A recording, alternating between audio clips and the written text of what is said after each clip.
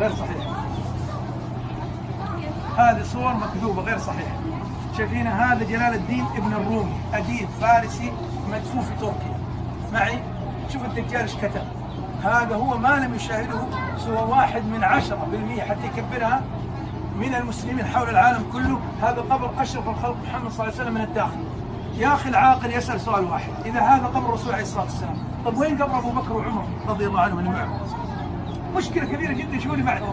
هذا في فلسطين، هذه الصورة تباع بأكثر من $30 أمريكي. مشكلة كبيرة جدا. شفتوا بالمسجد كذا خيم استراحة، مصيبة كبيرة جدا. ومعلقة بالمنازل، مشكلة معلقة بالمنازل. شو اللي بعده؟ واحنا مشكلتنا يا اخوان بامور الدنيا ما حد يقدر يضحك علينا. والله لو علبة زبادي لبن عصير اقلبها بوقتها، لكن بامور ديننا يضحك علينا بكل سهولة. مصيبة كبيرة. هذه شوف الصورة دي، حضر عندي اساتذة دكاترة بروفيسورات عمداء كلية من دول عربية، فوجئ واتصل على مرته قال لها الصورة معلقة بالمنزل مزقيها ارميها بالشارع. مشكلة كبيرة. قال يا اخي انا استاذ دكتور مبروك عليك. شوف اللي بعد. هذه حقيقة الحج. الآن حنوضح لكم تدخلون داخل مثلك مثل أي رئيس دولة، مثلك مثل الموظفين يدخلون لعملية تنظيف. وشوف الحقيقة، الحقيقة من الداخل. طبعا بندخل مع باب من هنا يسمى باب فاطمة رضي الله عنها، ثم نتجه الباب الآخر نجي لجهة المواجهة داخل الشبكة. وهذا الحقيقة، لأن كثير من زوار المسجد وده يدخل بيعرف وش السر اللي داخل هذا الشبكة، كيف الحقيقة من الداخل. فاحنا جايين نقطع الطريق على الدجالين والكذابين. وشوفوا بدخلك من الداخل شوفوا الحقيقه. طبعا بدايه يا اخوان توضيح الحقيقه. الرجال يدخلون من باب السلام ويقفون امام المواجهه الشريفه، النساء من جهه الروضه.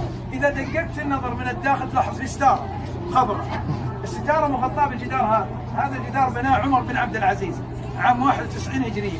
الجدار هذا مغلق مصمت ليس له باب. انا اقول لك من هنا تقريبا حوالي 8 متر، ثم ياتي من هنا 6 متر تقريبا، ثم من هنا تقريبا حوالي 8 متر، ثم من هنا 7 متر، ومن هنا تقريبا حوالي 6.5. معي؟ هذا الجدار مغلق مصمت ليس له باب، ارتفاعه 6 أمتار ونصف من حجارة الحرة السوداء مربعة الشكل مشابهة لحجارة الكعبة المشرفة ومسقوف. يعني أقول لك الآن أعاد بناء الحجرة وبناها من الحجارة البازلتية المنقوشة. الحجرة 7 أذرع ب10 أذرع، يعني 3.5 متر ب5 متر.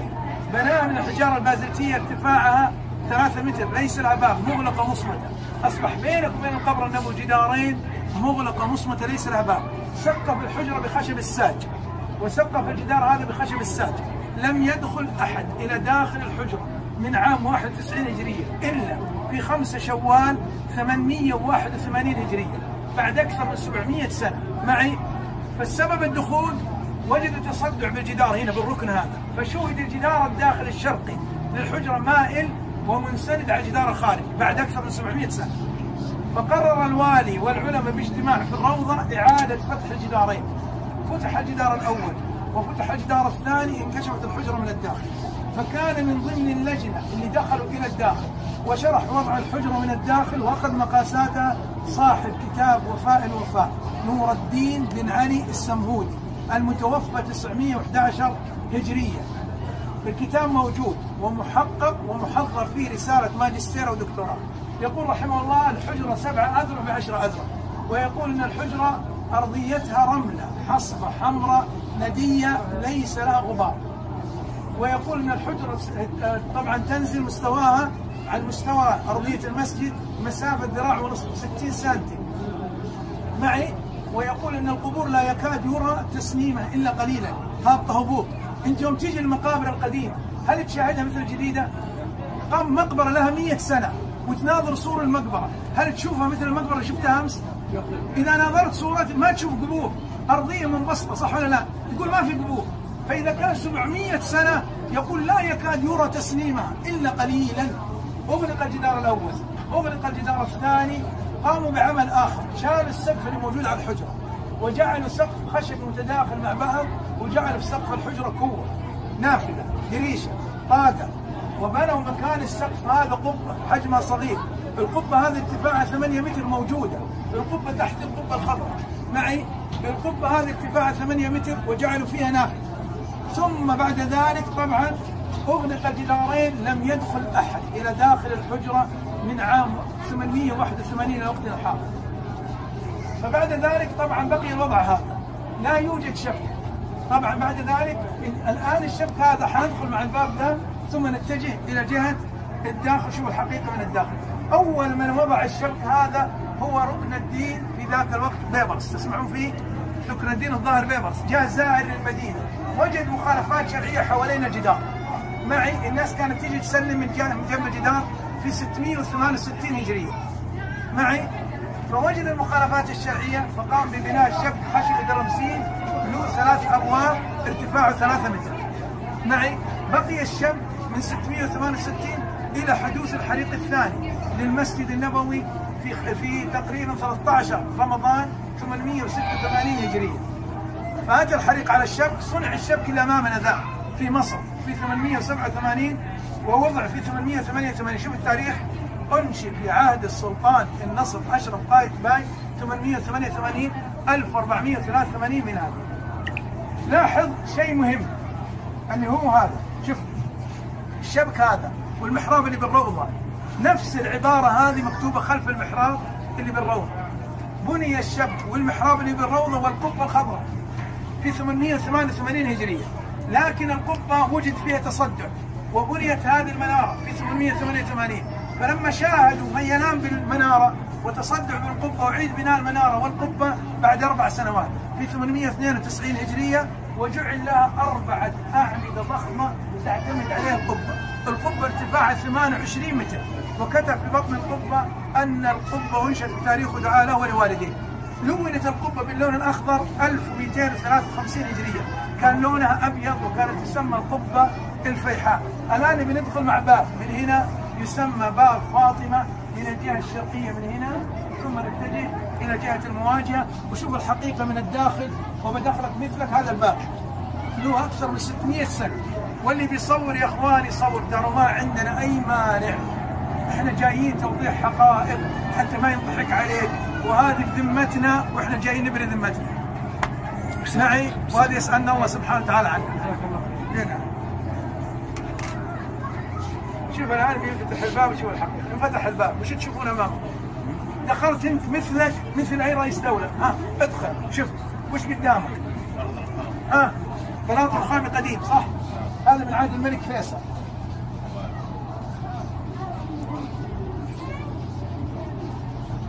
شوف الآن محراب، شايفينه؟ محراب. هذا المحراب يسمى محراب فاطمة رضي الله عنها من العهد العثماني، لأنه هنا حجرة فاطمة رضي الله عنها. خلف المحراب موجود صندوق أو سرير فاطمة رضي الله عنها مغطى بستارة خضراء. حنتجه يسار الروضة خلف الشبك هذا. الآن شوف الحقيقة، حنتجه يسار شوف الحقيقة. واللي بيصور يصور. حنعيد يوم حنعيد ثاني مرة. أبشر. أول مرة يعرض أول مرة. وأرجو المعذرة. المفروض نحن من زمان، لكن احنا طفح الكيل بالدجل والخرافات والكلام الفاضي. فهذا اللي خلانا غيرت الصورة. شوف الآن دخلنا مع الباب هذا اللي هو هنا، الباب هذا شايفينه؟ متجهين جهة القبلة. شوف الآن ستارة خضراء صحيح؟ هنا موجود صندوق، الصندوق هذا احنا وقت التنظيف من الداخل اللي يدخلون لعملية التنظيف ليسوا عمال ولا أغوات، وإنما موظفين ثقات. معي؟ يقوم شوف الغبار شايفينه؟ هذا نمسحه بخرق، يجمع الغبار يوضع بكيس ويتلف من قبل اللجنة، لأنه سابقا كانوا يضحكون على الناس، يأخذون الغبار يبيعونه بمئات الآلاف، يقولون لهم هذا من تراب الحجرة. يباع بالآلاف. الدجل والخرافات ما هو موجود عند الرئاسة العامة لشؤون المسجد الحرام والمسجد النبوي. اللي قائمين بالعمل الحجرة من الداخل وخارج والحرم كلا هي الرئاسة العامة لشؤون المسجد الحرام والمسجد النبوي. لا يوجد خادم للحجرة إلا الرئاسة العامة لشؤون المسجد الحرام والمسجد النبوي، ولا يوجد أحد عنده مفتاح باب الحجرة إلا الرئاسة العامة لشؤون المسجد الحرام والمسجد النبوي. معي؟ الآن دخلنا هذا الصندوق احنا مغطينه بالستارة، وقت التنظيف نحركه يمين ويسار ويسمى صندوق الصندل. هذا كان يعجن فيه طيب الصندل بالعهد العثماني. الستارة هذه جددها الملك فهد رحمه الله عام 1406 هجرية لوقتنا الحاضر. الروضة هنا وانت على يسارك الجدار هذا اللي هو بناء عمر بن عبد العزيز، شايفينه؟ حنشوف المواجهة. شوف انت الآن بالمواجهة الشريفة، هو يجي يسلم من هنا صح؟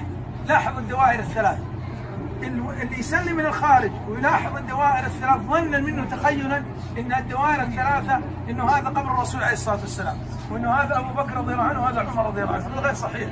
الدائره الاولى محاذاه لوجه الحبيب المصطفى عليه الصلاه والسلام، والثانيه محاذاه لوجه سيدنا ابو بكر الصديق رضي الله عنه، والثالثه محاذاه لوجه سيدنا عمر بن الخطاب رضي الله عنه.